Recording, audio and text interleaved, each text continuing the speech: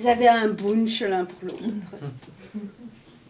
Puis ce matin-là, le réveil avait sonné, extraordinaire. Ils s'étaient levés, extraordinaire. Ils étaient là, de part et d'autre de la table, et elle a sorti de derrière son dos, elle a dit « Regarde, Jos, pour toi, je la fais moi-même, un pain avec 10 graines différentes.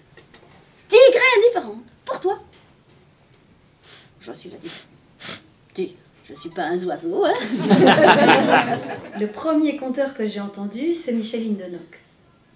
Et quand je l'ai vu, c'était son spectacle sur les renardises. Et alors, quand je l'ai vu, je me suis dit « Ah, mais il fait le renard, là, mais c'est facile, il ressemble à un renard. » Puis 2 minutes après, j'ai dit « Mais c'est facile, il ressemble à un coq, là. » Oui, mais là, il ressemble à une poule.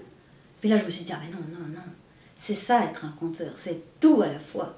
C'est lui qui raconte, le coq, le renard et la poule. » Ce qui fait que je raconte une histoire, c'est plus l'histoire qui me choisit, je crois.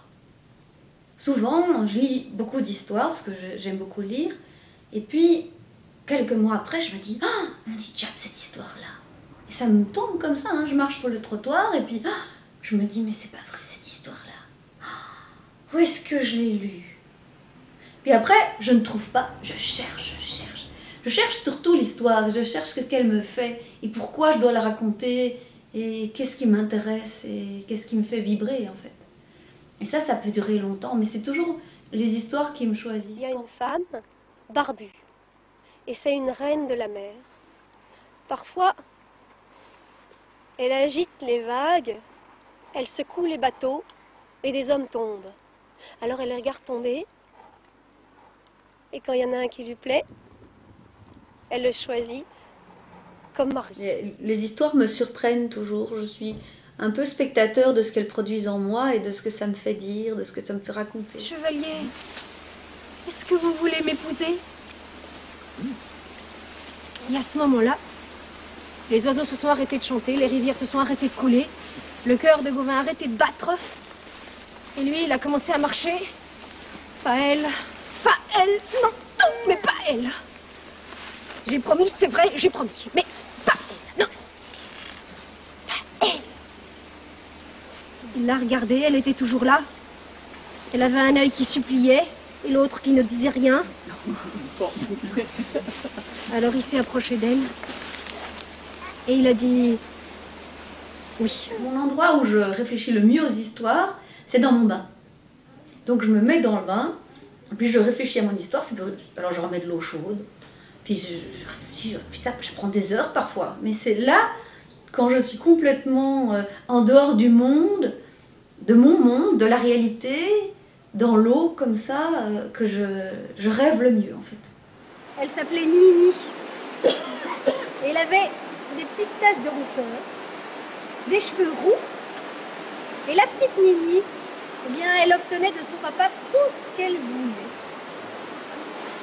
Et au lavoir, les femmes en lavant le linge, elle disait, vous savez la Nini, moi je sais bien où elle va. La Nini, elle va au sabbat des sorcières, c'est là qu'elle va la Nini. Parce que la Nini, moi je vous le dis, c'est pas au bal, non, c'est pas au bal qu'elle va, c'est au sabbat. Il faut beaucoup raconter pour en vivre. Et donc il faut beaucoup rêver, et rêver à voix haute, on croit que c'est rien, mais ça prend beaucoup d'énergie. Donc c'est difficile dans le sens où c'est du sport de raconter. C'est pas juste, voilà, être là, puis... non, ça demande un investissement physique, c'est dompter toute une salle comme un dompteur, une cage au lion, quoi. Hein. Il faut vraiment tenir et son public et son histoire. Et puis en plus, il faut tenir tout ça, puis après, il faut se laisser aller. Alors c'est une gymnastique qui est difficile. Mais un matin, elle s'est réveillée, la méchante sorcière, et elle a fait... C'est trop joli le temps ici, il y a un beau soleil, un ciel bleu. Attendez un petit peu de voir. Elle a regardé dans son armoire, et elle a mis une grande robe toute grise, avec des cordes qui pendaient. Et puis elle s'est postée devant sa porte et elle a fait... J'aime bien le public des enfants, d'abord parce qu'ils sont très très spontanés. Et donc quand je travaille avec des classes de 25 élèves par exemple, eh bien, ils ont l'opportunité de donner leur avis, je sens leur réaction très très bien. Et quand c'est des nouvelles histoires que je travaille, c'est très très précieux d'avoir ça, leur réaction. Parce que quelque part, je cherche encore un peu l'histoire, quel est son équilibre, et eux, ils m'aident. Et ceux qui m'aident le mieux, c'est les enfants qui sont handicapés. Alors eux, ils ont une sensibilité, souvent, mais c'est vraiment interpellant, ils ont une sensibilité plus grande au noyau de l'histoire, à ce qui se passe. Je me rappelle comme ça une histoire assez incroyable, et je ne comprenais pas très très bien pourquoi le héros partait là où personne n'avait jamais été. Et un jour, je raconte cette histoire, donc c'était au début, et je raconte cette histoire à des jeunes légèrement handicapés, et ils me disent « Mais c'est normal qu'il part comme ça, c'est parce que son père est mort. » Alors je me dis « Ah bon, son père est mort? Moi je vous ai dit que son père était mort? Non, non, non, tu l'as pas dit?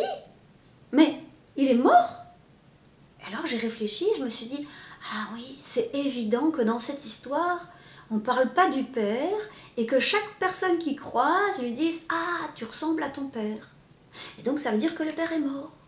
Mais c'est eux qui m'ont donné cette clé. Dans la chambre à côté de chez moi, il y a deux vieux, 85 et 87 ans. Et ben, ils nous ont annoncé l'autre jour qu'ils se divorçaient. Alors on l'a dit, mais pourquoi maintenant? Et ils ont dit, on attendait que les enfants soient morts.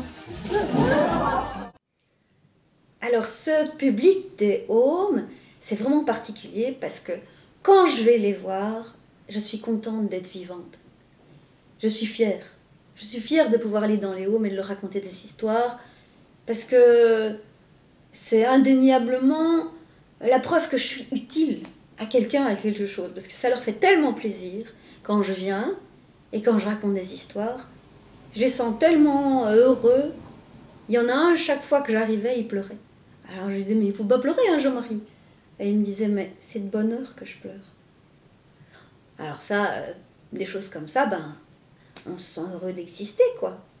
C'est pour ça que j'en ai fait un spectacle aussi, c'est parce que j'avais beaucoup à leur rendre. Je voulais qu'on entende ces gens-là, qu'on entende ce qu'ils avaient à dire de leur vie. J'ai de beaux restes, vous savez. Parce que moi, j'ai été Miss Wallonie dans mon jeune temps. Tandis que vous avez été Miss rien du tout. Ça s'est passé au Maroc. Vous avez déjà été au Maroc? Ah, Mademoiselle Rose, avec les Miss. Ah, très intéressant. Vous me raconterez après, d'accord? Donc, vous avez été au Maroc, vous savez, sable, désert, brûlant sous le soleil. Oui, on peut y aller en autocar. Oui, oui, tout à fait. Et au bout de ce désert, une falaise immense. Oui, oui, il y a des grottes dans la falaise, c'est vrai, c'est vrai. Mais vous allez me laisser raconter, hein? Donc, au-dessus de cette falaise, il y avait un village.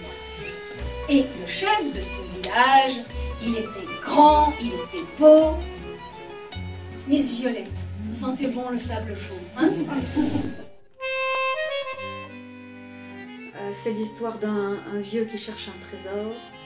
Et même qu'il est très très vieux, il va à la recherche de son trésor. Et c'est ça son trésor, c'est qu'il cherche encore, même qu'il est vieux. Et ça pour moi c'est une histoire qui a beaucoup de sens pour moi. Parce que tant que je chercherai quelque chose, ce sera un trésor pour moi, quoi. Parce que je trouve ça vraiment très très important de chercher des histoires, de découvrir des gens, d'apprendre des choses, c'est ma manière à moi d'être vivante.